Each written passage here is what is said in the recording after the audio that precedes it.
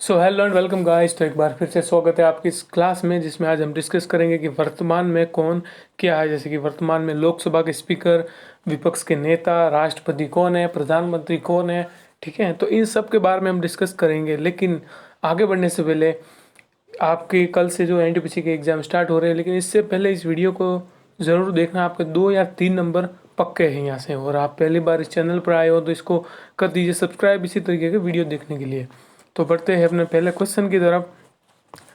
हम ले लेते हैं पेन और चलो, कि वर्तमान में भारत के राष्ट्रपति कौन है। ये तो बच्चों वाला सवाल है, हर कोई जानता है कौन है। तो श्री रामनाथ कोविंद जी है। तो क्या हम इसी के साथ इसको एंड कर देंगे? नहीं, इसके बारे में कुछ और बातें जानते हैं। आइए देखते हैं। कुछ फैक्ट है राष्ट्रपति से रिलेटेड, कि राष्ट्रपति के किस आर्टिकल के तहत शपथ लेते हैं। ठीक है, उन सबको एक एक करके हम डिस्कस करते हैं। तो पहला, अगर बात की जाए कि भारत के प्रथम राष्ट्रपति कौन थे, तो वो थे Rajendra Prasad, first president of India. ठीक है, और इनका सबसे लंबा कार्यकाल रहा था। तो ये फैक्ट डायरेक्ट पूछे जाते हैं एग्जाम के अंदर कि बताइए वो कौन से प्रेसिडेंट थे जिसका कार्यकाल सबसे लंबा था, या फिर भारत के पहले प्रेसिडेंट कौन थे। तो वो थे राजेंद्र प्रसाद। ठीक है, अगले, सर्वपल्ली राधाकृष्ण भारत के दूसरे राष्ट्रपति थे और दक्षिण भारत, ठीक है, और दक्षिण भारत के प्रथम थे। और उनके जन्म के दिन ही क्या मनाया जाता है? टीचर्स डे मनाया जाता है। ठीक है, अगर आगे आके 5 सितंबर को टीचर्स डे मनाया जाता है, किन की जन्मदिन पर मनाया जाता है? तो सर्वपल्ली राधाकृष्ण दूसरे राष्ट्रपति थे और दक्षिण भारत के पहले थे। अब देखिए एक और, प्रतिभा पाटिल जो है भारत की राष्ट्रपति बनने वाली पहली महिला थी। ये ज़रूर याद रखिएगा। प्रश्न आते कई बार आते हैं कि बताइए वो कौन सी महिला थी जो भारत की पहली राष्ट्रपति थी। कौन सी पहली भी थी और महिला भी है ये? तो ये थी प्रतिभा सिंह पाटिल, और राजस्थान की ये राज्यपाल थी। ओके, अब देखिए, डॉक्टर जाकिर हुसैन सबसे कम कार्यकाल वाले राष्ट्रपति थे, और जो ये पहले मुस्लिम राष्ट्रपति, इनका निधन जो है वो कार्यकाल के दौरान हो गया था। अब देखिए, ज्ञानी जेल सिंह जो है पहले सिख राष्ट्रपति थे। अगला, कोचारी लाल रमन नारायण, वह केरल से पहले राष्ट्रपति थे और दलित राष्ट्रपति थे। तो ये मोस्ट इंपॉर्टेंट बनते हैं। इस तरीके के क्वेश्चन ही मैं लेकर आया हूँ, इनको देख लेना दोस्तों। आपके डेफिनेटली 2-3 नंबर पक्के ही हैं। कि पहले दलित राष्ट्रपति कौन थे? तो कोचेरिल रमन नारायण, ये थे पहले दलित राष्ट्रपति। कहाँ से थे? तो केरल से थे। ठीक है, केरल अगर याद नहीं करोगे पर ठीक है। चलिए, कि संविधान के भाग 5 में, अब देखिए कुछ बातें कर लेते हैं हम। अच्छा, देखिए आर्टिकल नंबर कौन से हैं, तो देखिए यहीं पे देख लेते हैं। तो अनुच्छेद 52 से 78, आर्टिकल नंबर 52 से 78 तक संघ की कार्यकारिणी से संबंधित है। यानी कि संघ की कार्यपालिका के राष्ट्रपति, उपराष्ट्रपति, प्रधानमंत्री और मंत्री परिषद के अंदर मान लो कि राष्ट्रपति शपथ लेगा, उनकी जो क्या क्या कार्य होंगे उनका, अगर मान लो कि राष्ट्रपति जो है वो कानूनों का उल्लंघन करते हैं तो उनके ऊपर महाभियोग चलाया जाएगा। प्रधानमंत्री किस आर्टिकल के तहत शपथ लेंगे वगैरह वगैरह। उपराष्ट्रपति, तो कौन से भाग 5 के अंदर 52 से लगाकर 78 तक संघ की कार्यकारिणी से संबंधित है। कई बार ऐसा प्रश्न आता है, एनटीपीसी में डीपली नहीं आता लेकिन ऊपर ऊपर से आते हैं कि कार्यकारिणी से संबंधित है कौन से आर्टिकल 52 से 78 और कौन से भाग में है? तो भाग 5 के अंदर है। अगर बात की जाए फंडामेंटल राइट की, तो वो कौन से हैं? आर्टिकल नंबर 12 से 35 है। किस भाग के अंदर है? तो वो भाग 3 के अंदर है। ठीक है, और बात की जाए DPSP, directive principle state, तो वो है 36 to 51। ठीक है, ये है भाग 4 के अंदर। और भाग 5 की बात की जाए तो कार्यकारिणी से संबंधित है 52 से 78। अब देखिए, अब बात करते हैं राष्ट्रपति की, यानी कि प्रेसिडेंट ऑफ इंडिया। तो देखिए ये तो बात सभी को पता ही होगी कि भारत के राष्ट्रपति जो है भारत के प्रथम नागरिक हैं। और भारत की तीनों सेनाएं जो है, जल सेना, वायुसेना और थल सेना, नेवी हो गई, फोर्स हो गई और बीएसएफ हो गई, यानी कि बॉर्डर के ऊपर जो भी है उनके सर्वोच्च कमांडर है। ठीक है, अब देखिए आर्टिकल नंबर 52 भारतीय राज्य का प्रमुख है।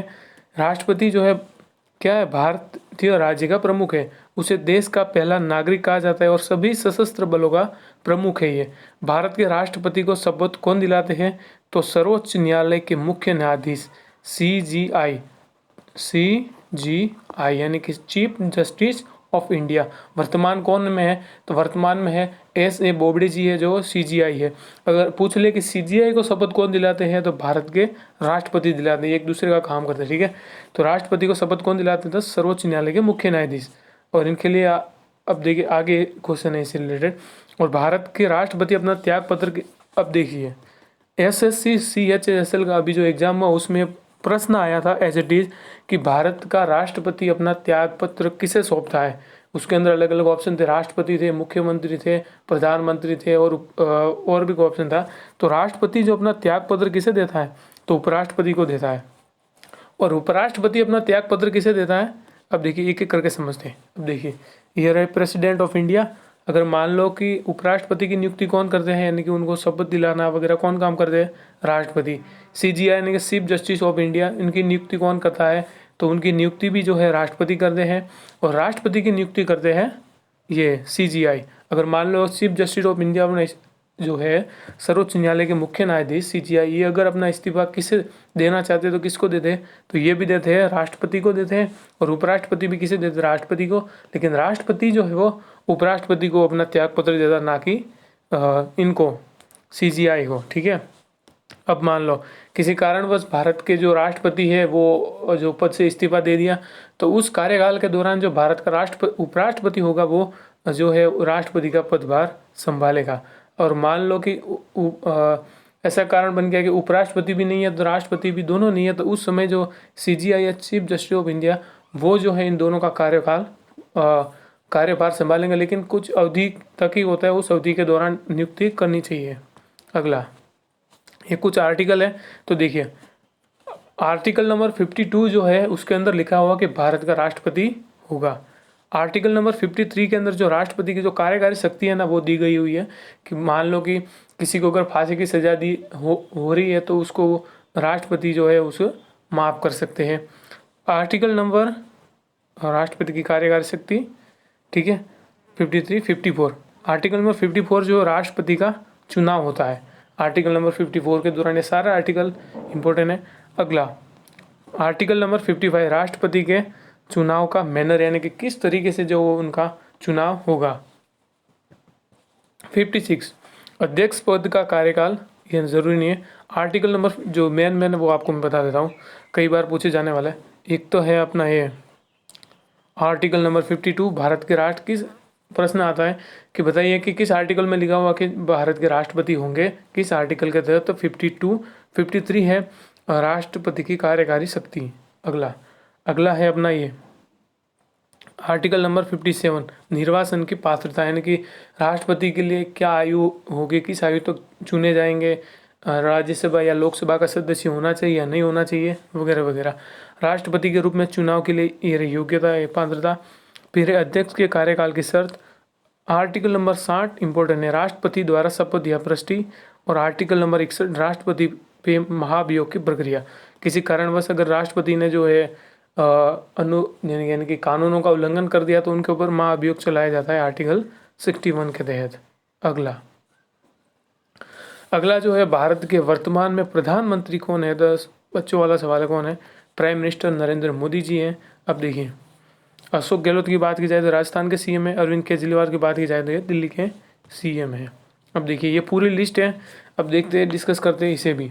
देखिए भारत के पहले प्रधानमंत्री कौन थे, तो पंडित जवाहरलाल नेहरू थे और इनका सबसे लंबा कार्यकाल था, ठीक है। जैसे कि राष्ट्रपति के अंदर कौन थे, तो देखिए एक मिनट चल हाँ ये रहे, यानी कि राजेंद्र प्रसाद थे, यानी कि सबसे लंबा कार्यकाल राष्ट्रपति के रूप में किनका रहा, तो वो थे डॉक्टर राजेंद्र प्रसाद, 12 वर्ष तक रहा। इसी तरीके से कि प्रधानमंत्री के अंदर सबसे लंबा कार्यकाल किनका था, तो वो था पंडित जवाहरलाल नेहरू जी, इनका जो ये कार्यकाल था। इसके बाद है इंदिरा गांधी, पहली महिला प्रधानमंत्री थी, ठीक है। अब वर्तमान में कौन है, नरेंद्र मोदी जी है। इससे पहले थे मनमोहन सिंह और अटल बिहारी वाजपेयी। अटल बिहारी वाजपेयी पहले नेता थे जिन्होंने कांग्रेस के अधीन जो है वो 5 ईयर कंप्लीट किए थे। अगला अब देखते हैं कि प्राइम मिनिस्टर रिलेटेड कौन कौन से आर्टिकल है। तो देखिए in the constitution of India the prime minister is mention on only of 4 article, यानी कि इन आर्टिकल के अंदर जो है वो प्राइम मिनिस्टर का उल्लेख किया है 74, 75, 78 और third 366. She play a curious role in the government of India by enjoying majority of the Lok Sabha. अब देखिए आर्टिकल नंबर 74 के तहत जो है वो राष्ट्रपति जो है किनको शपथ दिलाता है, प्रधानमंत्री को। आर्टिकल नंबर 75 के तहत जो है वो जितने भी जो कैबिनेट मिनिस्टर है वो जो है प्राइम मिनिस्टर जो प्रेसिडेंट है उनको सलाह दे सकता है। ठीक है। वर्तमान में भारत के उपराष्ट्रपति कौन है? तो सभी को पता है कौन है, वेंकैया नायडू जी है। नरेंद्र मोदी कौन है? तो Narendra Modi prime minister of India है। अगला देखते हैं। अब प्राइम मिनिस्टर की बात आई, लेकिन इससे पहले कुछ बातें जान लेते हैं हम। अब देखिए राष्ट्रपति जो अब इससे पहले देखते हैं कुछ लोकसभा और राज्यसभा। अब बात की जाए राज्यसभा की, तो राज्यसभा के जो चेयरमैन होते हैं वो कौन होते हैं? तो वाइस प्रेसिडेंट होते हैं। लेकिन लोकसभा के अंदर चेयरमैन नहीं होते हैं, वहाँ पर होते हैं लोकसभा के स्पीकर, जो कि कौन है? अपने ओम बिरला जी है। और ओम बिरला की अगर कॉन्स्टिट्यूंसी पूछा जाए यानी कि निर्वाचन क्षेत्र पूछा जाए तो वो कहाँ से है? तो वो राजस्थान कोटा से। ठीक है। तो लोकसभा में जो है वो चेयरमैन नहीं होता है, लेकिन राज्यसभा में चेयरमैन होते हैं। तो कौन होता है? Vice president. ठीक है। यानी कि राज्यसभा का सभापति कौन है? तो उपराष्ट्रपति होते हैं। कौन है? वेंकैया नायडू जी है। देखिए अगला article number 63, 77। Article number 63 of the Indian constitution state that there shall be vice president of India. यानी कि आर्टिकल नंबर 63 के तहत जो है भारत के उपराष्ट्रपति होंगे, ऐसा लिखा हुआ आर्टिकल 63 के अंदर। The vice president act as a president in the absence of the president due to death. अब अगर मान लो कि जो प्राइम मिनिस्टर है वो किसी कारणवश उनकी डेथ हो जाए या फिर अपने पद से इस्तीफा दे दे, तो उस समय जो है भारत के उपराष्ट्रपति राष्ट्रपति का पद संभालेंगे। इम्पीचमेंट या तो उनकी मृत्यु हो जाए या फिर वो अपना रिजिग्नेशन यानी कि इस्तीफा दे दे, या फिर इम्पीचमेंट यानी कि महाभियोग हो जाए। Other situation the vice president of the India is also x official chair person of the Rajya Sabha. यानी कि राज्यसभा के चेयरमैन कौन होते हैं? तो वो है अपने वाइस प्रेसिडेंट। अगला कुछ थोड़ा और बात कर लेते हैं। और देखिए हम राज्यसभा और लोकसभा के बारे में कुछ फैक्ट है वो जान लेते हैं।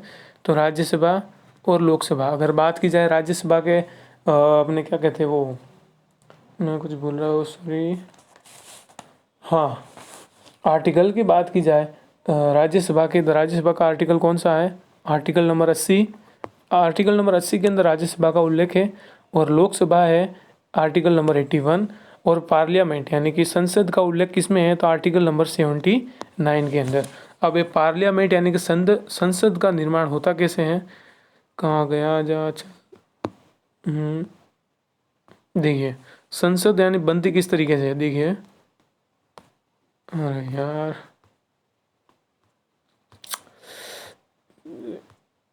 चलिए ठीक है, देखते चल यहीं पे ठीक है, स्पेस ठीक है अपना। तो देखिए संसद का निर्माण कैसे होता है? तो देखिए लोकसभा, राज्यसभा और अपना राष्ट्रपति, इनसे मिलके बनती है अपनी पार्लियामेंट। मान लो कि कोई एक्ट आया, उनको जो है लोकसभा में पहले रीडिंग की जाएंगी, first reading, second reading, third reading, फिर जाएंगी राज्यसभा में, वहाँ पे first reading, second reading, third reading. ठीक है। अब इसके बाद में जाएंगी प्रेसिडेंट के पास यानी कि राष्ट्रपति के पास में। अब देखिए अगर मान लो कि उस बिल के ऊपर राष्ट्रपति ने साइन कर दिए तो वो बन गया एक्ट, यानी कि एक तरीके से बन गया कानून। ठीक है। तो ये आर्टिकल याद रखिएगा। पार्लियामेंट के लिए है 79, लोकसभा के लिए है अपने 80, राज्यसभा के लिए 81। अगर बात की जाए पार्लियामेंट हमने किस देश से ली है, तो वो ली है अपने ब्रिटेन से। ठीक है। जिस तरीके से हमारा फंडामेंटल राइट है आर्टिकल नंबर 12 to 35, ठीक है, तो वो हमने कहाँ से लिया? तो वो लिए हमने यूएस यानी कि अमेरिका से।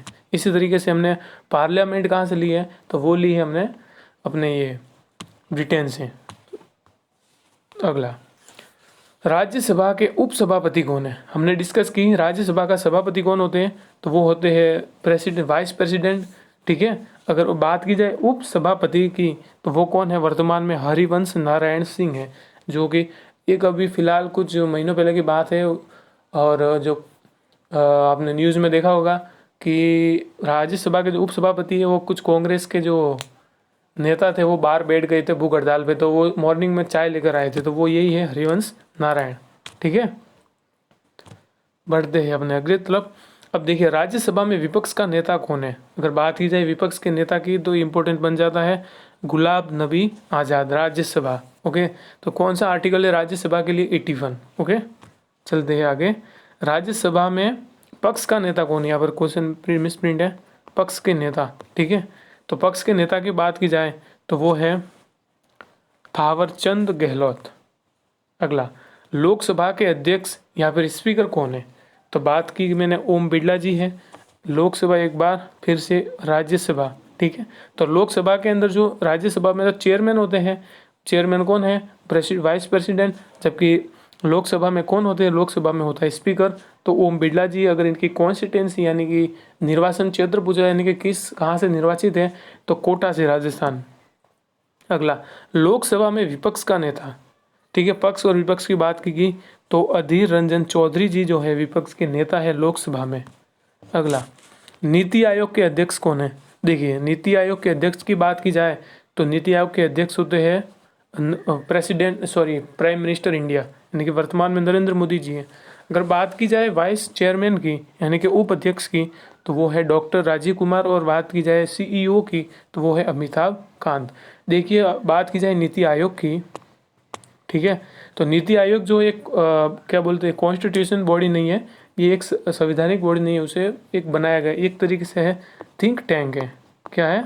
थिंक टैंक है। ये कह सकते हैं कि स्टैच्यूरेट बॉडी है, यानी कि इसको एक एक्ट के द्वारा बनाया गया है। अगला देखिए, the NITI Aayog is a policy think tank है। ठीक है, policy think tank of the government of India established with the aim to achieve and sustainability development goal with cooperative federalism by fostering the investment the state government of India the economic policy वगैरह। इसकी शुरुआत हुई थी 2014 या 15 के आसपास में, जब जो नरेंद्र मोदी जी वो प्राइम मिनिस्टर बने थे।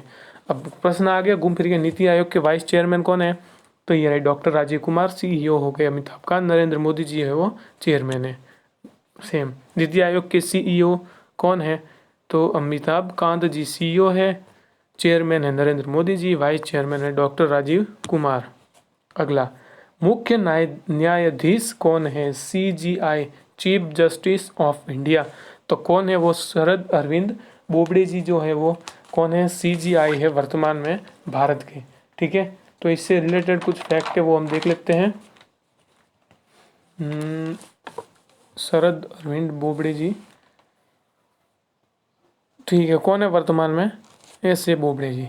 अब देखिए अगर पूछा जाए एग्ज़ाम के अंदर कि बताइए कि कौन से आर्टिकल में सीजीआई का उल्लेख दिया हुआ है, तो वो है आर्टिकल नंबर 124 के तहत सीजीआई का उल्लेख किया गया है, चीफ जस्टिस ऑफ इंडिया। ठीक है, इनको अपॉइंटमेंट कौन करता है? तो राष्ट्रपति करते हैं। और आर्टिकल नंबर यानी कि क्लोज, कौन सा क्लोज है? तो क्लोज नंबर 2 और आर्टिकल नंबर है 124। ठीक है, क्लोज 2 है, आर्टिकल नंबर 124 है। बात की जाए इनसे पहला कौन थे? तो वो तो रंजन गोगोई जी थे, और जो है शरद बोबडे जी वर्तमान में। और इनका कार्यकाल कब तक रहेगा? तो 2021 तक जो है इनका कार्यकाल रहेगा। ठीक है, और अगर बात की जाए कि अगर मान लो कि सीजीआई को हटाना है तो संसद द्वारा महाभियोग की प्रक्रिया की जाती है। ठीक है, जिसके द्वारा सीजीआई को हटा सकते हैं, महाभियोग के द्वारा। कौन करता है? तो पार्लियामेंट करता है। और अपना सीजीआई जो है इस्तीफा किसको देते हैं? तो प्राइम मिनिस्टर को। इनके अपॉइंटमेंट कौन करते हैं? प्राइम मिनिस्टर करते हैं, तो इस्तीफा भी उन्हीं को देंगे। और जो राष्ट्रपति को शपथ कौन दिलाते हैं? तो सीजीआई दिलाते हैं। ठीक है, तो आर्टिकल नंबर 124। ठीक है, अब बात की जाए तो कौन से नंबर के हैं? तो ये शरद बोबडे जी 47 नंबर के सीजीआई है, इनको आप लिखते रहना। ठीक है, और भारत के सर्वोच्च न्यायालय की बात की जाए और कुछ फैक्ट इसको हटा लेते हैं कि पहली महिला न्यायाधीश कौन थी। ठीक है, तो भारत के सर्वोच्च न्यायालय की पहली महिला न्यायाधीश की बात की जाए, फर्स्ट वुमेन सीजीआई, ये कई बार क्वेश्चन आता है, तो वो थी फातिमा, एक मिनट, फातिमा कौन थी? फातिमा बीबी जी। ठीक है, तो कई बार प्रश्न आता है जैसे कि भारत की पहली महिला राष्ट्रपति कौन थी, ठीक है, भारत की पहली प्राइम मिनिस्टर कौन थी, भारत की देखिए भारत की फर्स्ट प्रेसिडेंट कौन थी, वुमन प्रेसिडेंट, इनको याद कर लीजिएगा। तो फर्स्ट सीजीआई कौन थी एज ए वुमन, तो फातिमा बीबी जी थी, ठीक है।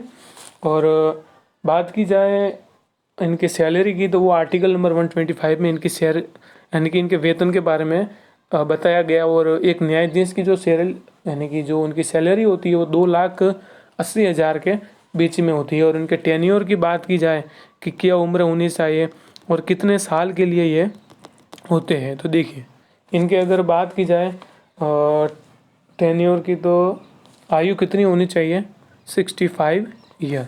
ओके, इससे 65 ईयर के बाद आप जो सीजीआई नहीं बन सकते। पहली महिला कौन थी, तो फातिमा बीबी, ठीक है। देखिए आगे कि भारत में वर्तमान में चुनाव आयुक्त कौन है, तो देखिए चुनाव आयुक्त की बात की जाए तो वो तो है राजीव कुमार, लेकिन मुख्य चुनाव आयुक्त की बात की जाए तो वो है सुनील अरोड़ा। तो इससे तो आप इसके क्या कहते हैं वो कंफ्यूज मत होना, एक प्रश्न घुमा के अगर मुख्य की बात की जाएगी तो सुनील अरोड़ा जी है, और चुनाव आयुक्त की बात की जाएगी तो वो है राजीव कुमार, ठीक है।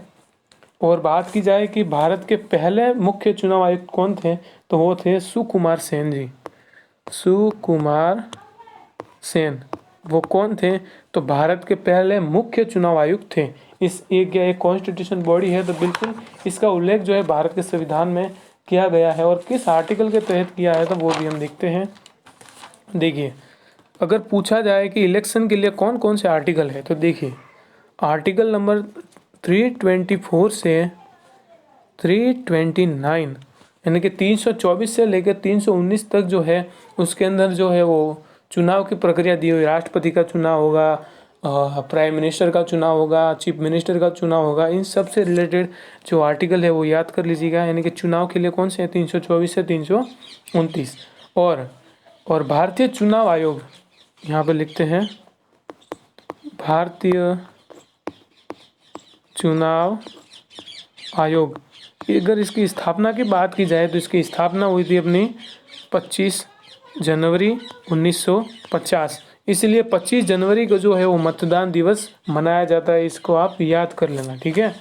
अगला और क्वेश्चन नहीं है, क्वेश्चन है, चलो इसको हटाते, इसको आप लिख देना।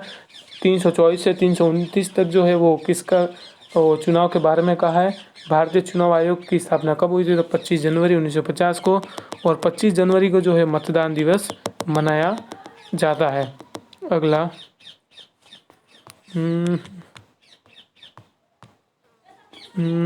कहाँ आ गया तू, आजा जल्दी, हाँ ये रहा। अरे यार बहुत प्रॉब्लम है यार, क्या करें। बट देखिए कुछ फैक्ट जान लेते हैं। अब देखिए इनकी अगर कार्यकाल की बात की जाए कि किन का कार्यकाल कितना होता है, तो देखिए मुख्य चुनाव आयुक्त की बात की जाए तो इनका 6 वर्ष। यूपीएससी में डायरेक्ट इस तरीके के क्वेश्चन आते हैं, और एसएससी हो गया, एसएससी रेलवे यूपीएससी तक इस तरीके के क्वेश्चन आते हैं, ठीक है। तो 6 वर्ष या अपना ये 65 जो भी पहले हो, इस तरीके के आते हैं। 6 वर्ष या 65 वर्ष जो भी पहले, ठीक है, ठीक है। अगर मुख्य चुनाव आयुक्त की बात की जाए तो 6 वर्ष या 65 वर्ष, और चुनाव आयुक्त की बात की जाए तो 62 ईयर यानी कि 62 साल तो इनकी उम्र होनी चाहिए, और 6 वर्ष तक ये कार्यरत रहते हैं, ठीक है। अगला अब बात आती है कि भारत के सॉलिसिटर जनरल कौन है, तो भारत के सॉलिसिटर जनरल तुषार मेहता जी होते हैं, और इन्हें कहा जाता है second law officer of the country, यानी कि सेकंड लॉ ऑफिसर कंट्री इन्हीं को कहा जाता है, ठीक है। इनका उल्लेख किस आर्टिकल में है, तो आर्टिकल नंबर 76 के अंदर इनका उल्लेख किया गया है, और 3 साल तक इनका कार्यकाल होता है। अटॉर्नी जनरल अलग होता है और सॉलिसिटर जनरल अलग होता है। सॉलिसिटर कौन है, तुषार मेहता जी है, ओके। अब बात कही जाती है अगले प्रश्न की कि भारत के महान्यायवादी यानी कि अटॉर्नी जनरल कौन है, तो के वेणुगोपाल जो है वो अटॉर्नी जनरल है। इनका भी उल्लेख आर्टिकल नंबर 76 क्लॉज नंबर 1 में किया है, और ये एक संवैधानिक जो है पद है, और ये 15वें अटॉर्नी जनरल है, ये भी आप याद रख सकते हो। अगला है कि नियंत्रण एवं महालेख परीक्षा यानी कि कैग, कैग यानी कि कंट्रोल ऑडिटर जनरल, वर्तमान में कौन है? तो गिरीश चंद्र मुर्मू जी जो है वो कैग है, ठीक है, कंट्रोल ऑडिटर जनरल। और इनके लिए कौन सा आर्टिकल है? आर्टिकल नंबर 148 है। ये क्या करते हैं? तो देखिए, जितने भी यानी कि मान लो एक एग्जांपल देता हूँ कि कोई डिफेंस से रिलेटेड भारत अगर कोई डील करता है, जैसे कि रसिया नहीं, अपना ये फ्रांस से जो भारत ने रफाल खरीदे, तो उसके साथ जो है मान लो कि जस्ट एग्जांपल के तौर पर कि आप सब्जी लेने गए, ठीक है, 10 रुपए की सब्जी ली, तो आप कहते हो कि भैया थोड़ी धनिया फ्री में दे दो, या फिर आप कुछ भी लेके आते हो फ्री में। तो उसी तरीके से जब डिफेंस की बात आती है, तो जब फ्रांस से भारत ने रफाल लिया, तो उन्होंने कहा कितने करोड़ में आपने ले लिया, और हम जो है इसके साथ में आपको टेक्नोलॉजी जो है वो फ्री में देंगे। लेकिन अभी तक टेक्नोलॉजी आई नहीं। ये कम से कम जब से भारत आज़ाद हुआ तब से ऐसे चलता आ रहा है, यानी कि इससे बहुत इंडिया को घाटा हो रहा है। यानी कि ये इसी के ऊपर नहीं, बहुत से अलग अलग काम के ऊपर भी ये देख रेख करते हैं। इनका काम है कंट्रोल ऑडिटर जनरल। कौन है? गिरीश चंद्र मुर्मू जी है। आर्टिकल नंबर 148 में इनका उल्लेख किया है। देखते हैं अगला प्रश्न। अगला है कि वन लाइनर, ये फटाफट बन जाएंगे। थल सेना प्रमुख कौन है? देखिए, थल सेना प्रमुख की बात की जाए तो मनोज मुकुंद नरवणे जी है। जब भारत और नेपाल के बीच में जब डिस्प्यूट हुआ था लिपू लेक और काला पानी जो कि उत्तराखंड के हैं, तो उन्होंने कह दिया था कि जो नेपाल है वो भारत ना, वो चाइना के इशारों पे चलता है, जैसा चाइना कहता वैसा करता है, ठीक है। तो इनको फिर वो मान लो कि किसी तरीके से मामला शांत हुआ, और कुछ दिनों पहले जो ये नेपाल की यात्रा पर भी गए थे, और उनका वहाँ का जो प्रमुख सैन्य पुरस्कार है उससे सम्मानित किया गया है। किसको? तो ये इनको एम नरवणे जी को, जो वहाँ की जो प्रेसिडेंट है उन्होंने किया था। और कौन सा वो अवार्ड था? तो जनरल के पद से नवाजा गया था। तो वहाँ की सेना जो हमारे थल सेना को जनरल मानती है, और हमारी सेना वहाँ के जो हो गए प्रमुख सेना के उनको मानती है। तो पहले कौन से थे थल सेना प्रमुख जिनको इस अवार्ड से नवाजा गया था? तो वो थे करियप्पा, के एम करियप्पा जी थे, जिनको पहला इस तरीके का अवार्ड दिया था 1950 के अंदर, ठीक है। अगला, वायुसेना के प्रमुख कौन है? तो वो है RK भदौरिया जी, जो है वो वायुसेना के प्रमुख हैं। अगला है कि नौसेना के प्रमुख कौन है, यानी कि नेवी की बात की जाए तो वो है करमवीर सिंह जी, ठीक है। मनोज मुकुंद नरवणे, ठीक है, थल सेना के, ये हो गए नेवी के, सॉरी ये हो गए अपने एयरफोर्स के, और ये हो गए नेवी के। अगला, BSF के महानिर्देशक कौन है? बॉर्डर सिक्योरिटी फोर्स की अगर बात की जाए तो वो है अपना ये राकेश अस्थाना। अगला, भारतीय तट रक्षक बल के महानिर्देशक कौन है? तो वो है कृष्ण स्वामी नटराजन जी है, जो नटराजन जी वो भारतीय तट रक्षक बल के महानिर्देशक है। अगला है कि RBI के गवर्नर कौन है? ये तो बच्चों वाला सवाल, कौन है? शक्तिकांत दास है, और ये जो 1985 बैच के IAS ऑफिसर है। अगला, NSG के महानिर्देशक यानी कि नेशनल सिक्योरिटी गार्ड, इनकी बात की जाए तो वो कौन है? अनूप कुमार जी जो है, अगर यहाँ पर लिखा हुआ नहीं है मेरे हिसाब से 23rd अनूप कुमार सिंह, प्रश्न में नहीं लिखा हुआ है, नहीं ये रहा यार, AK सिंह यानी कि अनूप कुमार सिंह, ठीक है। ये कौन है? तो नेशनल सिक्योरिटी गार्ड के महानिर्देशक है। अगला, ITBP के महानिर्देशक कौन है? तो देखिए, ITBP यानी कि इंडो तिब्बत बॉर्डर पुलिस, कौन है अपने? तो सूरजजीत सिंह देसवाल, ये रहे सूरजजीत सिंह देसवाल जी है वो ITBP के महानिर्देशक हैं। ये डायरेक्ट प्रश्न आते हैं इस तरीके के कंपटीशन एग्जाम में। SSB के महानिर्देशक कौन है? तो देखिए, सशस्त्र सीमा बल, ठीक है। तो SSB की बात की जाए तो कौन है? कुमार राजेंद्र चंद्र, कहाँ गए? ये रहे कुमार राजेंद्र चंद्र। अगला है CRPF के महानिर्देशक यानी कि सेंट्रल रिजर्व पुलिस फोर्स। अब देखिए, CRPF के कौन है? तो राजीव राय भटनागर जी जो है यहाँ के महानिर्देशक है। अब देखिए, CRPF जो है ना वो किसके अंतर्गत आती है? तो वो आती है होम मिनिस्ट्री के अंदर। कुछ ऐसी है जैसे कि CRPF हो गई, और अपनी ये आगे एक प्रश्न आएगा CRPF, और एक और आर्मी सेवा, आर्मी नहीं कह सकते, ये आर्मी में नहीं आती है, ये अलग आती है। तो ये होम मिनिस्टर के अंदर आती है, इनको कंट्रोल करते हैं होम मिनिस्टर CRPF को। लेकिन बाकी की जितनी भी हो गई, BSF हो गई, नेवी हो गई, एयरफोर्स हो गई, इनके प्रमुख होते हैं राष्ट्रपति जी। अगला ये रहा, 27 1 सेकेंड, इसको हम करते हैं 1 मिनट। तो लेट्स शुरू करते हैं। CISF यानी कि केंद्रीय औद्योगिक सुरक्षा बल, सेंट्रल इंडस्ट्रियल सिक्योरिटी फोर्स, इसके जो महानिदेशक है वो कौन है? तो वो है राजेश रंजन जी। देखिए, एक तो हो गई CISF और एक हो गई CRPF। ये जो है किसके अंतर्गत आती है? तो ये आती है होम मिनिस्टर के अंतर्गत, यानी कि इनको नियंत्रण कौन करते हैं? तो होम मिनिस्टर करते हैं, ठीक है। और बाकी को कौन करते हैं? तो वो हो गए अपने ये प्रेसिडेंट ऑफ इंडिया। तीनों सेनाओं के प्रमुख है ये, ठीक है। अब CISF यानी कि इसका मतलब क्या है? केंद्रीय औद्योगिक सुरक्षा बल। कभी आप एयरपोर्ट पे गए होंगे तो वहाँ पर जो आर्मी के जवान खड़े हुए होते, तो वो उसी के अंदर अंदर काम करते हैं। मान लो कोई ऐसी जगह है जो बहुत प्रतिष्ठित है, वहाँ पर फौजी हुए होते। सिंपल तरीके से एयरपोर्ट पे जाते हो तो एयरपोर्ट पे पुलिस वाले होते, सॉरी आर्मी वाले होते, तो ये इसी के अंतर्गत काम करते हैं, ठीक है। अगला, RPF रेलवे प्रोटेक्शन फोर्स के महानिदेशक कौन है? तो रेलवे की एग्जाम देने जा रहे हो तो ये आपको पता होना चाहिए, अरुण कुमार जी जो है RPF के महानिदेशक है। अगला, NCC के महानिदेशक कौन है? बात की जाए NCC की तो वो है अपने ये राजीव चोपड़ा। तीसवा, IB इंटेलिजेंस ब्यूरो के निर्देशक कौन है? तो देखिए अरविंद कुमार। अगला, इनको आपको रटना ही पड़ेगा यार, ठीक है। CBI यानी कि सेंट्रल ब्यूरो ऑफ इन्वेस्टिगेशन, अगर इनकी बात की जाए तो वो है ऋषि कुमार, ये रहा, ठीक है। ये गलत लिखा हुआ, इस तरीके से लिखते हैं ऋषि कुमार, ओके। अगला, CIC, ठीक है, मुख्य सूचना आयुक्त, इनके अध्यक्ष कौन है? तो विमल जुल्का जी है। डायरेक्ट इस तरीके की प्रश्न आते हैं।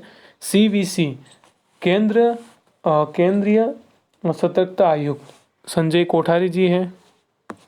अगला, रिंग एनालिसिस, क्या कहते हैं, रिंग एनालिसिस विंग, इनके अगर निर्देशक की बात की जाए तो वो है सामंत गोयल। कौन है रो के निर्देशक? Samant Goel. UPSC union public service commission, ठीक है, ये इनके अध्यक्ष कौन है? 35, तो अरविंद सक्सेना जी हैं। और इनके लिए कौन सा आर्टिकल आता है वो आप कमेंट में ज़रूर बताइएगा। अगला, NCC के निर्देशक कौन है? तो राष्ट्रीय महिला आयोग, कौन है? तो रेखा शर्मा जी जो है इनकी जो निर्देशक है। अगर बात की जाए कि नेशनल राष्ट्रीय महिला आयोग की स्थापना कब की गई, तो 1992 में, 1992 या 1991 के आसपास की गई है, ठीक है। अगला, 15वें वित्त आयोग कौन है? 15 फाइनेंस कमीशन कौन है? तो NK सिंह जी जो है 15वें वित्त आयोग है। ये जो SSC के एग्जाम हुआ था उसमें इसी तरीके का ऐसा प्रश्न आया था कि बताइए कि 15वें वित्त आयोग कौन है? तो NK सिंह जी है। मानव अधिकार आयोग के अध्यक्ष, ठीक है, 38 है कि मानव अधिकार आयोग के अध्यक्ष कौन है? तो बात की जाए तो वो अपने हैं SL दत्तू। अगला, रेलवे बोर्ड के अध्यक्ष कौन है? ये भी बन जाता है IMP, तो विनोद कुमार यादव, VK यादव आप याद रख सकते हैं। अगला, राष्ट्रीय सुरक्षा सलाहकार कौन है? अजीत डोभाल, ठीक है, तो ये है राष्ट्रीय सुरक्षा सलाहकार। तो एक बार देख लेते हैं अपना कोई क्वेश्चन मिस तो नहीं हुआ, ठीक है। देखते हैं। तो इसकी अगर PDF चाहिए तो आप कमेंट बॉक्स में टेलीग्राम की लिंक दी हुई है, वहाँ से आप इसे डाउनलोड कर सकते हो। लेकिन क्लास को एंड करने से पहले कुछ और बातें थी, शायद मैं भूल रहा, वो बताना। वो कहाँ गए? हाँ, यहीं पे बता देता हूँ, चलिए। एक ब्लैंक पेज अगर मिल जाए, हाँ ये रहा, 1 सेकेंड। ये कौन सा क्वेश्चन था? ये बता दिया मैंने। अब देखते हैं, कुछ बातें थी जो मैं आपको बताना चाह रहा था। देखते हैं हम। तो देखिए, ये हो गया, ये हो गया। अब देखिए, संसद यानी कि पार्लियामेंट, पहले संसद से शुरू करते हैं। संसद यानी कि पार्लियामेंट कहाँ से लिए? हमने ब्रिटेन से लिए। इसके लिए आर्टिकल याद रखिएगा 79। जो हमारी वर्तमान में संसद है वो कब से, उसकी स्थापना कब हुई थी, यानी कि कब? तो देखिए, 1927 में जो है हमारी वर्तमान की संसद बनकर तैयार हुई थी। 1921 के अंदर इसकी शुरुआत हुई थी, ठीक है। और इसको बनाया किसने था? तो देखिए, एडविन ल्यूटर और दूसरे थे बेकर, ठीक है, आप याद रखिएगा लूटर और बेकर ये दोनों थे जिन्होंने जो वर्तमान संसद है इसका निर्माण किया था। 1927 में बनकर तैयार हो गई थी हमारी संसद, ब्रिटेन से हमने लिया था, उस समय ब्रिटेन का ही रूल्स था। अब देखिए वर्तमान में जो संसद बन रही है, ठीक है, नई संसद बनाने के लिए कहा है, तो ये प्रोजेक्ट किसको मिला है, तो देखिए टाटा को जो है इसका प्रोजेक्ट मिला है वर्तमान संसद बनाने का, टाटा लिमिटेड। करंट का क्वेश्चन है, याद रखिएगा, टाटा लिमिटेड को जो ये प्रोजेक्ट मिला है 861.9 करोड़। अगर ये राशि याद नहीं रखोगे तो भी चलेगा अमाउंट, लेकिन ये याद जरूर रखेगा कि वर्तमान में जो संसद है इसका, नई संसद का निर्माण का किसे मिला है प्रोजेक्ट, तो वो टाटा लिमिटेड को मिला है। अगर बात की जाए कि वर्तमान संसद जो है उसका डिजाइन का प्रोजेक्ट किसको मिला है, तो देखिए वो मिला है सेंट्रल विस्टा को। किसको मिला है, सेंट्रल विस्टा, जो कि गुजरात की कंपनी है, उसको ये मिला है।